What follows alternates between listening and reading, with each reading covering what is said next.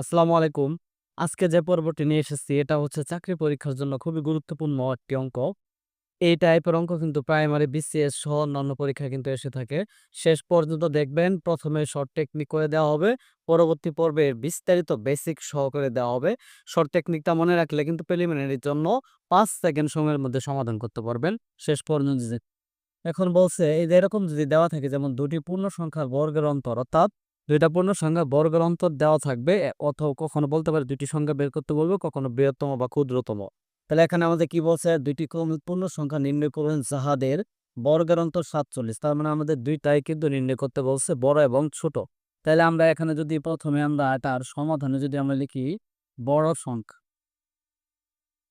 আচ্ছা, বড় সংখ্যা যখন বের করতে বলবো তখন এই যে যা অন্তর দেওয়া থাকবে আমরা লিখবো বর্গের অন্তর প্লাস 1 বা ১ ভাগ হচ্ছে ২।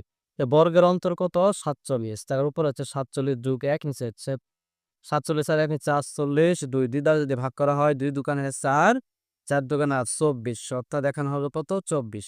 তার মানে আমরা বড় একটা সংখ্যা পাইছি সেটা হচ্ছে কত? ২৪। এখন যদি বলে যে ছোট সংখ্যা কত? আমাদের যেহেতু ২ টাই বলছে তাহলে আমরা ছোট সংখ্যা যদি নির্ণয় করি, সেম ভাবে নির্ণয় করব। এই যে বর্গের অন্তর কত দেওয়া আছে? ৪৭, ৪৭। এই যে এখানে যেহেতু বড় বলছিল এই জায়গায় প্লাস আর ছোট বললে এই জায়গায় হবে খালি মাইনাস। আর বিয়োগ ১ ভাগ হচ্ছে ২। তো ৪৭ থেকে ১ বাদ দিলে হচ্ছে ৪৬ ভাগ হচ্ছে ২। ২ দুগুণে ৪, ৩ দুগুণে ৬।